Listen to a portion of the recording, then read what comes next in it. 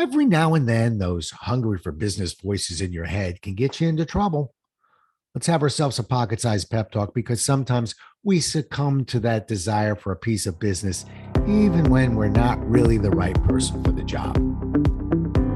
A Pocket Sized Pep Talk, the podcast that can help energize your business and your life with a quick, inspiring message. Now, here's your host, Rob Jollis. Earlier this week, a client contacted me and made a simple, straightforward request. She asked for a program I don't offer. I'm not trained in that particular topic. I don't write about it. I don't deliver modules on it. My mind had a field day with that request. First, I thought about renaming their request. I thought, well, I have a program that is kind of similar to this request that deals with prospecting. Maybe I should tell this client that that's what she really needs. Well, the request was not for prospecting. It wasn't asking for that module, but my instinct was simply not to give up. Maybe I could find something related that I felt comfortable delivering. Thank goodness I didn't give in and sell something that was not what the client was asking for. However, my mind wasn't allowing me to say no quite yet.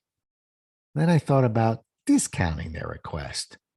I thought, you don't really need a module like that. After all, most people know how to do what you're requesting. They don't need a module telling them what they already know. The fact is that module she was requesting is something that certain clients can benefit from, but that's not my specialty. I was very glad I didn't discount the request and tell them that this was something that they didn't need. Oh, my Jollis mind is extremely competitive and stubborn. Finally, the most dangerous thought of all raced through my mind. I thought about telling the client that I could do it. I thought, why, sure, I can do that. Well, why, I'm practically wrote a book on that subject. I'm a walking encyclopedia, and people call me a subject matter expert on this issue. Yeah, that's the ticket. All three of these thoughts are natural, particularly for someone like me who is bred to compete. I don't like losing. I don't even like the word losing. But I also have to be aware of my competitive streak, and I have to watch out for that. I can do anything attitude, because that can get in the way. I'll tell you what I ended up telling the client. This is something I don't do, and I will never promise you that I can do something that I'm not trained to do well. I'll tell you what I can do. I can make a few calls and see if I can find the right person for this job for you.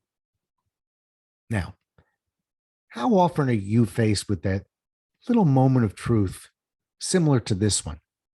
How many times do we try to obtain someone's business even when we know we really aren't the best person for the job? Isn't it more important to let the client know that we're looking out for their best interests and we can be trusted? Isn't it more important to let the client know that we are valuing their confidence in our word and not overvaluing the short-term benefit of obtaining their business? They sound like such simple questions, but the truth is our instincts can often cloud over our judgment, particularly in a difficult economy. It's always interesting to notice how much tougher this issue is when we really need the business.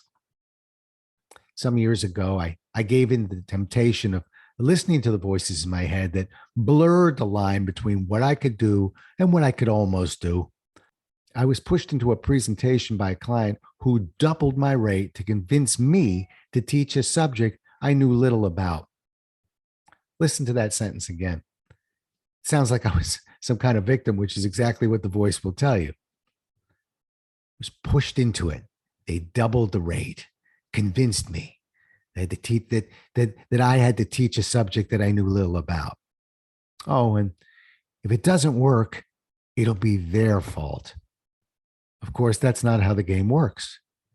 You tell a client you can do something and you fail to live up to that commitment, it's no one's fault but your own. I gave that presentation some years ago, and it clearly was not my best work. At the end of the day, isn't it our best work that we want to be known for? So take it from a subject matter expert.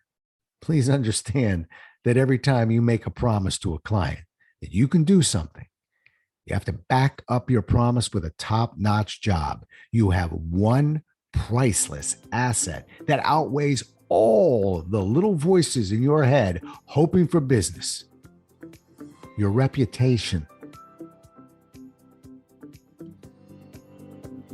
Thanks so much for listening. If you enjoyed today's show, please rate and recommend it on iTunes, Outcast, or wherever you get your podcasts. You can also get more information on this show and Rob at jollis.com.